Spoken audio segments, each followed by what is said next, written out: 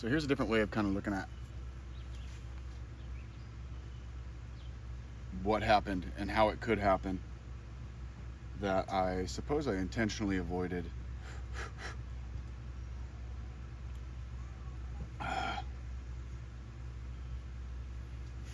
Just because it might lead to the conclusion of, or a response from you, like, oh, poor Joel. And I didn't want that. I thought it was focused too, or I thought it was important to focus on accountability to the darkest extent. And now that I've beaten that horse to death, and I don't think anyone doubts, if you've been paying attention, that this is certainly all on me, and that I believe that to be the case, and this still explains it to be on me. But it will be helpful for people to know, and this is kind of a psycho-spiritual, more of a depth psychology explanation that might go over people's heads. But for my empath friends, or what psychology has recently termed, I think, HSPs, highly sensitive persons, like 20% of the population, this is going to make a little bit more sense, and this is really kind of who I'm talking to here. This is the dark side of empathy. I'm going a bit too hard in the light work department, and the people-pleasing pitfall, which is, you could reduce it to this, people-pleasing was how I went down. But the past year, you kind of need to know the burnout and the work I took part in. So I'm going to go into that. So December of 2023, a year before the reign of terror, we're in Oregon, and there's a call to action coming from Florida. Everybody suddenly wants psilocybin therapy. It's where you take a big, large dose of mushrooms for therapeutic purposes, and you lay down safely in your home, and then I come sit with that person and help them just feel safe as they get through it, not really doing much, talking them through it if they need it, a little help, but really it's an inner experience. It's not a drug experience. The drug is bringing down psychological boundaries that allows the person to have their own internal experience. It's very, very personalized. It's one of the most holistic ways of going about getting the subconscious mind kind of up and out to the conscious level for processing things you've been hanging on to. In a way, it kind of an easier way of describing it would be like the things you process and go through and experience is a lot like what you would experience on your deathbed, because it is a symbolic death in ways. So it's like being on your deathbed and having all these regrets and these things and revelations, except for you're not actually dead, and you do get a second chance to turn all those things around. So it's very, very beneficial for that. This past year I did 40 plus sessions, the bulk of which were suicidal depression and treatment-resistant depression, which were wildly successful. It was, I think I've said this before, like positively traumatic to see how beautiful, to see mushrooms doing something like that. I knew what they had done for me, and because I had them in my youth, at 12 years old, they've been a part of my life. Mushrooms always had a way of bringing me back to the child in me, and reconnecting me back to that place. So I kind of thought it was just me, but then seeing and doing these sessions, like 10 sessions in 10 days, back to back to back, and I start seeing patterns, and I'm fully in the work. It's not like one here or there, or twice a month or whatever, or people flying into Oregon or whatever.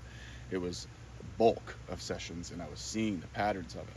And it was just like, whoa, everybody is finding their way back to this place of innocence that they lost along the way. So it's really, really cool. So yeah, 40 plus sessions in there. And I'll circle back to what was happening in those sessions to me.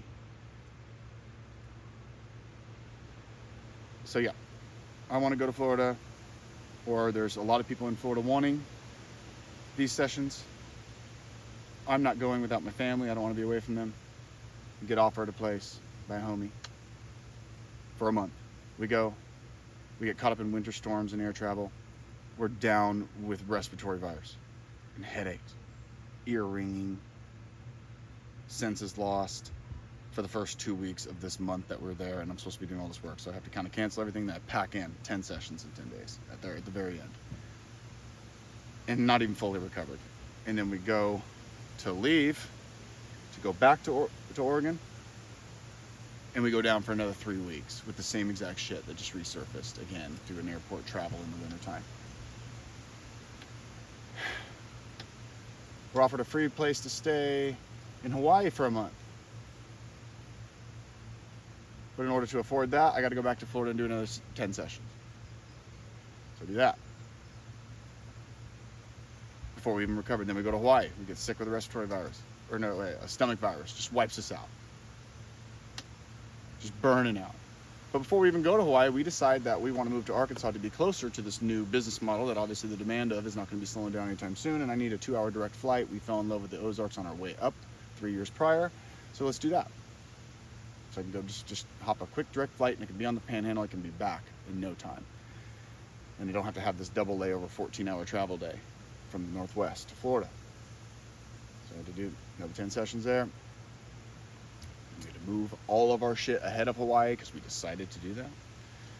Instead of making it a little easier on ourselves to go to Hawaii, we'll save the rent and let's just be more adventurous. Let's just take more risks.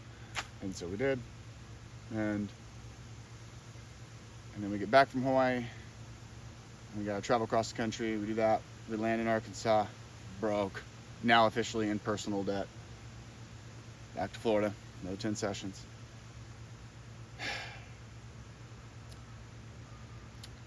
Wife's not feeling safe at the house we arrived at. We got to move again. It's too close to the highway. We move again. Now we're finally getting settled in Northwest Arkansas. But I'm fucking tanked. Back to Florida again. And so what was happening with these sessions? And I'm 40 plus sessions in. And remember, I had done so many other things, you know, and I have the pain of my past and all that stuff. But for my depth psychology friends, the absorption of other people's shadows is a thing, and it is especially a thing when all their psychological boundaries come down and they start kind of moving into the light. So while sitting there in their presence seems like such an easy, beautiful job. It was, in a way. But what started happening is, the worst case I had was somebody feeling 100 pounds lighter after their session, their words. And my idea the night before, as I'm crawling my way to the bathroom, feeling like I'm wearing a 100-pound wetsuit distributed across the skin. I'm heavy. I'm starting to grow. I'm having nightmares after these sessions that I'm doing. I'm having nightmares that don't seem like my own. I am pulling over at the first place upon leaving the session. I'm now pulling over the quickest place I can to have like a panic attack, of which I'm familiar enough to know that I'm not going to die, and so it doesn't become a big thing. My amygdala was pretty regulated. You know, I didn't have a big fear response, but I would still have all this shit I had to shake out of my system. And so yeah, but then I'm going home after these bulk sessions too, and I'm in between. I'm not recovering. Like, I would need to go do these sessions in Florida and then spend the next 24 hours before the next one in the woods or an isolated cabin, exercising the darkness out of my system prior to going into another session. But I wouldn't do that. I would just continue to dump whatever energy I had into the situation, and I would just continue to take the hit, knowing what I'm doing, knowing and thinking I could get away with it. And so then I'm going home, and there's now a new task. We now have to move. We now have to go to Hawaii. There's something else that has to be done. There is no recovery time. And even when I'm in Florida, I want to visit with family, or I'm staying with family, so I have to be around family. And that's even worse to deal with when you're in these states, because I need space held for me at that point, which they should not have to do and cannot do. And so I would need to be alone in order to make this work long term. And so I'm working with first timers, which isn't sustainable anyway. So I'm doing all of these sessions, trying to train each person to convince them, hey, look, you never needed me. But not only that, but you could do this for a friend on your own. You don't need me at all, you know, because I never needed anybody. You know, you learn to guide yourself. You know, there's a guide inside of you operating off of that notion, you know, that there's a wise man and woman inside of all of us that you tap into in these states, which is why it's so beneficial, which is why it's so healing. You know, so, but it's not all good in there, you know, but I'll avoid going down that direction because it is psychedelics are a powerful tool to be wielded for darker light. It's in the, you know, it is all about the set and setting. What mindset are you in? Where are you? So the safety of people's homes, that's where they would, prefer to die. So at home, in their own beds, is where they feel the safest to have this deep internal experience that was very, very healing. And yeah, it would wreck me every single time, especially if there was any sort of hands-on demand or holding a hand or, anything like that. I mean, it just was even harder. And being that these people were first timers, I couldn't, I couldn't do weird things in front of them because they wouldn't understand it. But that's what I would have to do in the moment for it to not to stack into my system and be purged out later, which I rarely even had the opportunity to do. So, or I could get, I could get in the pool and get underwater and take care of a lot of stuff. But, which kind of helped. It just was not enough. Now I'm going home.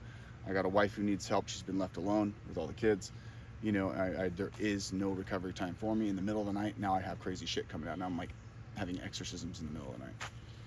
And this is very disruptive, so, and it's moved beyond any understanding for pretty much any of us at this point, because there's all these problems now, these communication problems, and now I'm just crazy as fuck. And I'm being perceived as such because it's true. So taking on too much, it's too much for me to process. I was looking to get away for 18 to 21 days, but to take care of it on my own, in the woods, alone. So this thing that I knew was looming, which I did not know it would be so destructive, and I did not know there was this, underlying psycho looking to make some shit happen and fulfill a fucking prophecy. So yeah, poor me. Right? Poor little Joel. Yeah, didn't quite make it. Didn't quite make it alone. Couldn't afford it. Boo-hoo. Broke bitch.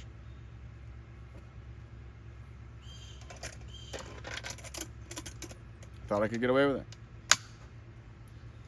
I thought I could be the helper that everybody needed me to be.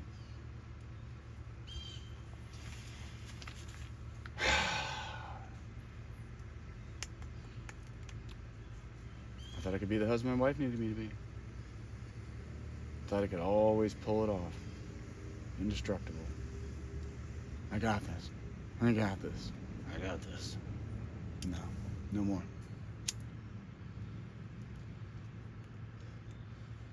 So moving forward.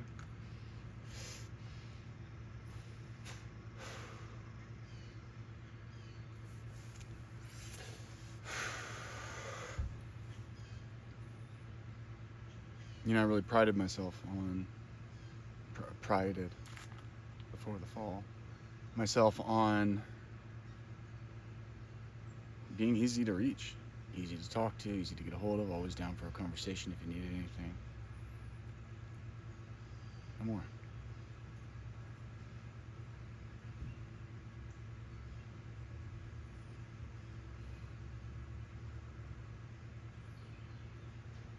I'm intentionally now positioning myself to be difficult to reach on purpose. You will not find me in Facebook comments. You will not find me in those places. You won't find me on Facebook Messenger. I cannot even look at a phone anymore. I can't scroll it. I can't even. I have not scrolled social media once. I for a second I did it. I'm like, the inputs. I cannot handle that many inputs anymore. And I really honestly couldn't at the time. There is a price to be paid for being gung-ho about this self-awareness shit. And I suppose it's always been the case for me. There's not a single interaction where I have, especially in these deeper healing environments, where you're absorbing the shadow of others, no matter what, but in these situations, it was heavy loads I was taking. But even in a normal conversation, I'm reading micro expressions, I'm reading body language. Because the body tells the truth. People's mouths will say whatever.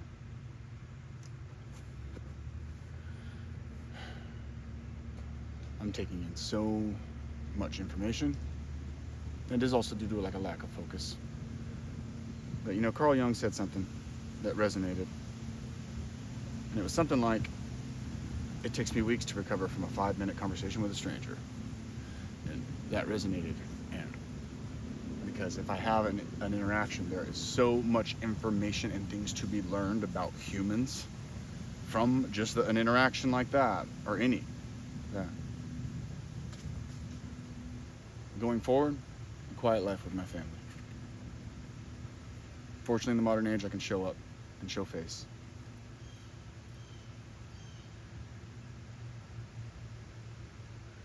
But yeah, that's my reality. If I want to stay centered in a place of deep wisdom where God seems to want me to be,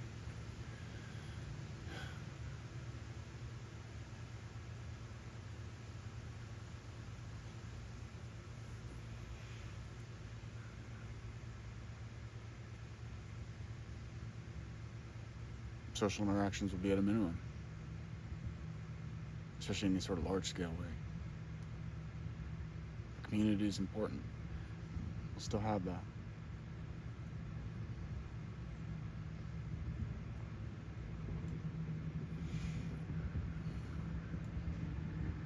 And it's not something that's going to be lonely. It doesn't even seem lonely to me. I'm never alone. I found great company with God alone. But if I don't have my wife and kids around me, it means nothing to me. Not my relationship with God, just any ability to feel happy.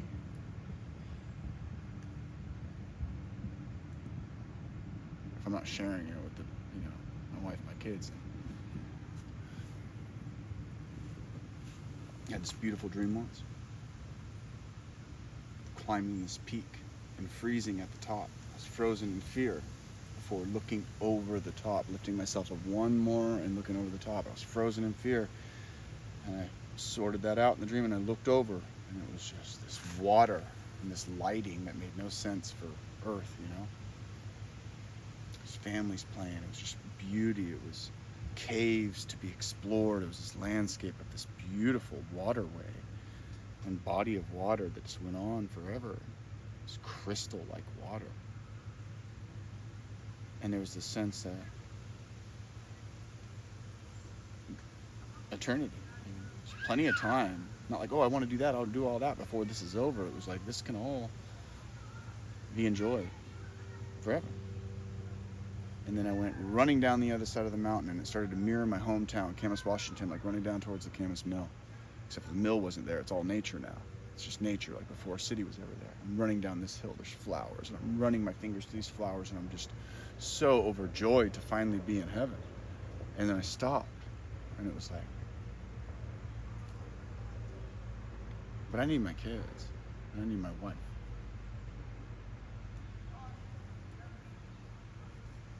So I'd share that with you. So yeah, what does the future look like here? Quiet life.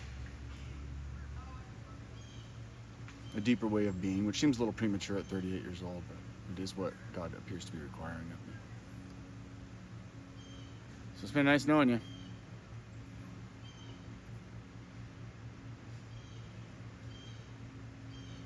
I wish I could tell you what's coming next.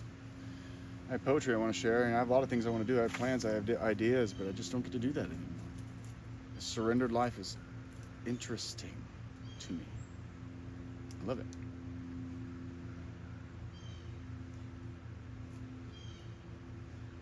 I'm moving towards, in a way, it feels like my final form as a man.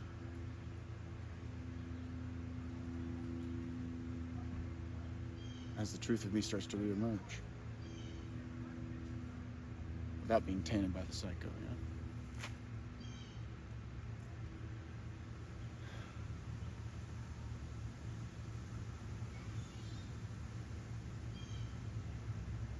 So I suppose what you saw on camera was me and all my darkness, my pain, my dark secrets, but in a way, it was a massive purge of all the darkness I had sitting on me. And I had absorbed and not been able to purge. And it was also acting like a mirror. It's another thing I was doing, deeply ashamed of. I was, and for some people this is going to make sense, but I was projecting the darkness straight into the lens of the camera. I'm not looking at myself with a turned around camera. I'm looking into the lens. I'm looking into the eyes like I'm doing now. The darkness, I'm mirroring. I'm sending it, I'm projecting the shadow. So what happens there? People will project their shadows onto it, me. So it's kind of my way of saying, fuck you, everybody. Fuck everybody. This is your shit, even though it's mine. And so, the evidence for that whole idea is in people believing that while I was being that on camera, and why this, demon of old is expressing itself out into the world through a camera, is that people were thinking that I would do horribly violent things, and that I was capable of horribly violent things. And I knew that when I was doing it. Meanwhile, though, there's not a dark thought in my head, because it just simply wasn't allowed into the picture, because dark thoughts could become dark actions, fantasies, all that, dark fantasy, dark thinking about violence, none of that stuff. I was never going to do anything. I never even had a violent thought in my head, honestly, during that entire experience. Yet everybody thought so. Why? Because they're projecting their darkness onto it. That's kind of the idea. Projecting their shadow onto a very full expression of a shadow right into the fucking camera, right into everybody's phones. What a fucked up thing to do. What a fucked up thing to do. As far as bad behavior goes, it doesn't really get much worse than that, does it?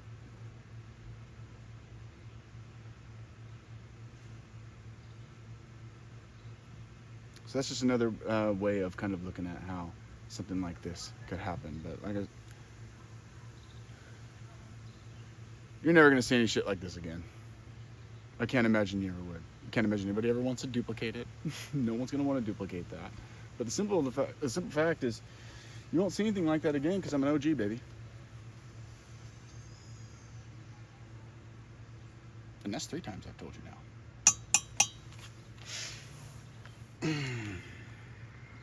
See you in the mirror. Don't forget about the puppy.